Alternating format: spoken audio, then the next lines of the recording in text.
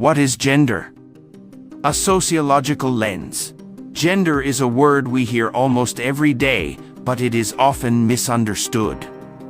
Many people think gender and sex are the same thing, but in sociology, they mean different things. Sex is about biology. It refers to whether someone is born male, female, or intersex, based on physical features like reproductive organs and chromosomes. Gender, on the other hand, is about society. It refers to the roles, behaviors, and expectations that cultures assign to people based on whether they are seen as male or female. In simple terms, gender is not what you are born with, but how you are taught to act, feel, and live based on your sex. From the moment a baby is born, society begins shaping their gender. If a baby is born with male organs, people often say it's a boy and start treating him in a certain way. They might dress him in blue, give him toy trucks, and expect him to be strong and independent. If the baby is born with female organs, people usually say it's a girl and surround her with pink clothes, dolls, and praise for being cute or sweet. These different treatments are not based on biology, but on what society believes men and women should be like. These beliefs are called gender norms. Gender norms are powerful. They influence how children grow up, what jobs they think they can do, how they should behave in relationships, and even how they express emotions. Boys might be told not to cry or show weakness, while girls might be told to be polite and nurturing.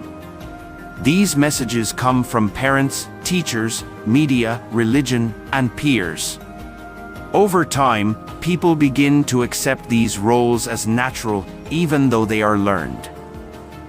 Sociologists say that gender is socially constructed. That means it is built by society and can change over time or in different cultures. For example, in some parts of the world, men wear skirts or robes and it is considered normal. In other places, women work outside the home and are political leaders. What is seen as masculine or feminine in one culture might be very different in another. Even within the same country, ideas about gender have changed. Not long ago, most people believed women should not work or vote. Today, many women are doctors, scientists, and leaders. This shows that gender roles are not fixed, they evolve with society. One important part of understanding gender is recognizing that not everyone fits neatly into the categories of man or woman. Some people are transgender, which means their gender identity, the way they feel inside, does not match the sex they were assigned at birth. For example, someone born with male organs might feel deeply that they are female. Others may not identify as either male or female. These people may use terms like non-binary, genderqueer, or gender fluid. These identities may be new to some, but they reflect the diversity of human experience and show how gender is more than just two boxes. Sociologists study how gender affects people's lives. They look at how gender shapes access to power, money, education, and respect. In many places, men still hold more powerful positions and earn more money than women. Women, especially those from minority groups, often face double or triple discrimination because of their gender, race, or class. Gender also influences who does what kind of work. Women are often expected to do unpaid work like childcare, cooking, or cleaning, even when they have full-time jobs. This division of labor is not because of biology, but because of deep-rooted social expectations. Gender can also shape health, safety, and freedom. For example, in some parts of the world, girls are not allowed to go to school, or women cannot drive or go outside without a male companion. In other places, people face violence or harassment because of how they express their gender or whom they love. These issues show that gender is closely connected to human rights and equality. Education plays a big role in changing gender norms. When people learn about gender as a social concept, they can start to question unfair systems and imagine better ones. For example, schools can encourage boys and girls to study any subject they like, whether it is math, dance, or engineering. Workplaces can make policies that support both men and women to take parental leave. Media can show a wide range of gender expressions and role models. All of these efforts help break down stereotypes and create a more just society.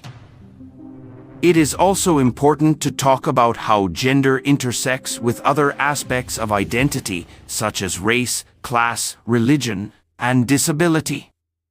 A woman of color may face different challenges than a white woman. A poor man may not have the same opportunities as a wealthy one.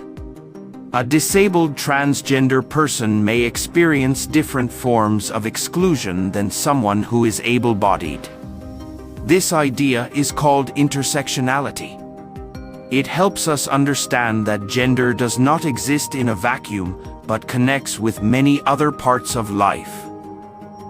Talking about gender can make some people uncomfortable, especially if it challenges old beliefs.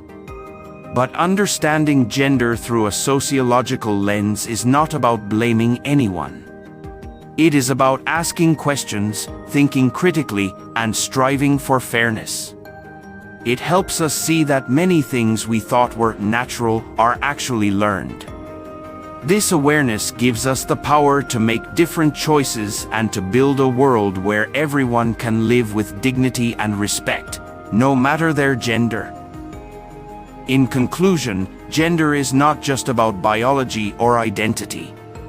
It is about the rules, roles, and expectations that society creates and passes on.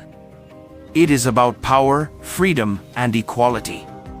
By looking at gender through a sociological lens, we can better understand the world around us and work to change the parts that are unfair or limiting. Whether you identify as male, female, both, or neither, you deserve to be seen, heard, and valued. If you found this explanation helpful and want to learn more about how society shapes our lives, please like this video and subscribe to the channel. Your support helps us keep making content that opens minds and builds understanding. Thank you for being part of this learning journey.